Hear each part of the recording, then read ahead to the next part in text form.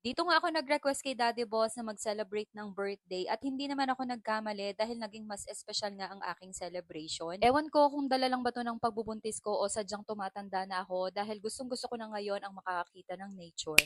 For today's vlog, pagagaling nga ng mga bata sa school, dumiretso alis na nga rin kami papunta nga dun sa campsite na pupuntahan namin. First time lang din namin itong mapupuntahan at medyo malayo-layo din ito kaya gumamit lang din kami ng Waze app para mapuntahan nga yung lugar. Simula nang nabili namin yung sasakyan, ngayon pa lang din kami talaga makakapag-travel ng malayo kaya itong experience namin gusto ko ring i-share sa inyo. At dahil first time nga rin namin ito, syempre sobrang excited kami at para kaming mga bata na ngayon lang din makakawala sa Coral. Actually, nandito pa rin naman kami sa Bulacan pero para sa first time na kagaya namin, para sa amin malayo na ang lugar na to. Biruin nyo, kahit taga Bulacan ako, ngayon ko pa lang din ito mapupuntahan kaya iba talaga yung feeling habang nasa daan kami. Para kaming nasa ibang lugar na nangangapa kami kung malapit na ba o malayo pa. Pero habang binabaybay namin ang daan na ito, talaga namang marerelax ka na dahil dito pa lang makikita mo na ang kagandahan ng kabundukan at mga puno. Ewan ko ba, sobrang naa-appreciate ko ngayon ang nature at kahit nga sabihin kong nasa Bulacan pa rin ako, ang ganda-ganda pala dito. What more pa kaya kapag napunta kami sa iba't ibang magagandang lugar din dito sa Pilipinas, ano? Ngayon ko talaga masasabi na it's more fun in the Philippines and talagang napakaganda ng ating mundo. And as for Daddy Boss, na first time lang ding magdadrive ng malayo, talaga namang kahit nga nakakapagod, na-enjoy naman niya dahil nga nakakakita siya ng mga bundok at puno. Medyo challenging pa yung daan at nakakalula dahil merong pataas at pababa. Almost 2.5 hours nga ang dinrive ni Daddy Boss and at last, nandito na rin kami sa Kalawakan, DRT. Paakyat nga yung daan papunta sa mismong cabin namin at para sa aming tutuluyan, eto nga ang napili namin, ang Glass Treehouse Cabin. O di ba, dito pa lang masasabi mong marerelax ka na talaga para lang kaming magbabahay-bahayan. Eto na nga yung pinaka treehouse, bali air condition na rin to, tapos ang maganda dito may overlooking ng mountains. Bali glass cabin na nga rin ito kaya talagang kitang-kita mo yung kapaligiran. Nagpahinga lang din kami saglit tapos nagluto na rin si Daddy Boss ng pangmeryenda namin. Nagbaon lang din kami ng food dahil pwede namang magluto dito. May bayad nga lang din yan ng corkage fee. Then tumulong na nga rin akong i-prepare yung iba pang kailangan ni Daddy Boss. Sobrang bait nga rin ng caretaker dito dahil talagang asikaso kami at eto nga nire-ready na niya yung bonfire para mamayang gabi. May deep pool din dito sa side kaya nagbabad na rin si Gael. Pet friendly nga rin pala itong lugar kaya naisama namin si Hachi at isa rin talaga to sa nai-consider namin dahil hindi pwedeng maiwan ang batutang to.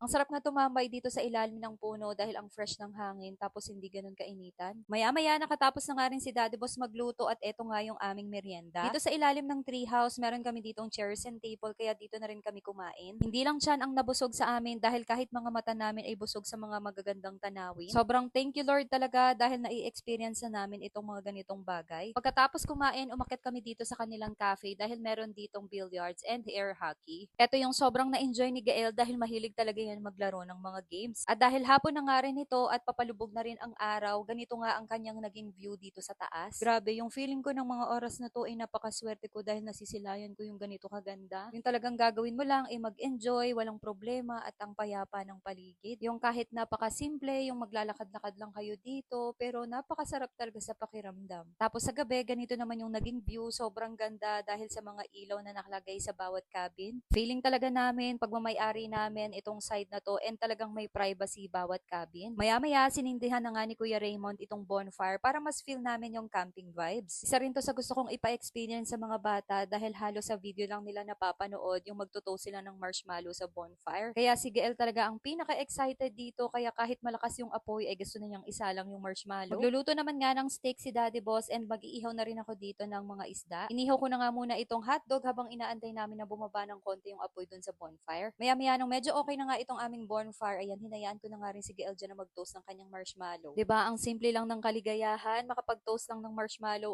okay na. Ito din yung gusto kong mangyari, yung hindi lang ako yung mag-e-enjoy, gusto ko pati mga anak ko mag-enjoy din sa trip na to. Ready na nga ang aming food at bago nga kami kumain, nag-blow muna nga ako ng aking birthday cake. Sobrang daming blessings ang dumating sa aming pamilya, kaya ang tanging masasabi ko na lang talaga ay maraming maraming salamat po Lord. Walang paglagyan ng kasiyahan ko ng mga oras na to dahil kasama ko ang aking pamilya. Kumakain ng sama-sama, tahimik, payapa, walang iniisip na problema, panatag. Simple, basta sama-sama, sobrang okay na ako dito. Umakyat na nga rin sa kwarto ang mga bata pero kami ni Daddy Boss naisipan namin na tumambay maglalakbay muna dito sa may taas. Sobrang ganda ng view, nakaka-relax, tapos maririnig mo tong tunog ng chimes dito. Malakas yung hangin, tapos may mga tunog ng kuliglig, talagang probinsya vibes. Tapos nagkukwentuhan lang kami ng mga bagay-bagay tungkol sa mga nangyayari sa pamilya namin, ganun. Nagpaplano din kami ng future, yung tipong parang gusto rin namin magkaroon ng sariling ganito, ganun. Napakasarap lang talagang mangarap. Tapos maya-maya nagpahinga na nga rin kami, eto nga si ate, katabi niya si Hachi. Then kinabukasan, ganito naman yung magiging view mo, 'di ba? Talaga naman, sobrang sarap sa pakiramdam. Ang sarap gumising sa umaga na ganito yung makikita mo, sobrang payapa, sobrang ganda, sobrang maberte. Kaya kahit yung mga anak ko, sobrang aga din gumising para maglakad-lakad dito. May free breakfast nga rin pala kami, kaya pumunta kami dito sa kanilang cafe. Tosilog and cornsilog nga yung sinerve sa amin, tapos nagpa-add na lang din kami ng coffee dahil hindi yan free. Sobrang na-enjoy din namin yung breakfast namin dito dahil ganito yung view namin sa harapan. Kita mo yung mountains, tapos may mga cabin din. Pagkatapos kumain, nag-aya ulit sila dito sa taas para maglaro dahil 12 p.m. pa naman ang aming check-out. Medyo maaga pa kaya marami pa kaming pwedeng magawa, kagaya nga nitong paglalaro nila. Si Ate Carmela ay nasa cabin at gusto daw mag-relax, habang ako naman ay ine-enjoy ko pa ang view dito sa taas. Sinusulit ko na dahil mamaya ay uuwi na kami at panigurado medyo matatagalan na naman bago ako makakita ng nature. Ganito ba naman kasi yung view na makikita mo dito sa taas, sino ba naman kasing hindi mapapatitig? Tapos uuwi na lang kami, humabol pa ng ligo tong dalawang to, kaya hinayaan ko na rin. Sobrang nag-enjoy nga kami sa nature tripping namin na to, and next time ibang lugar naman ang pupuntahan namin. Looking forward na makapag-share ulit ako sa inyo ng mga nature tripping and travel namin, and sana ay nag-enjoy kayo dito sa aming travel vlog. Yun lang. Thanks for watching.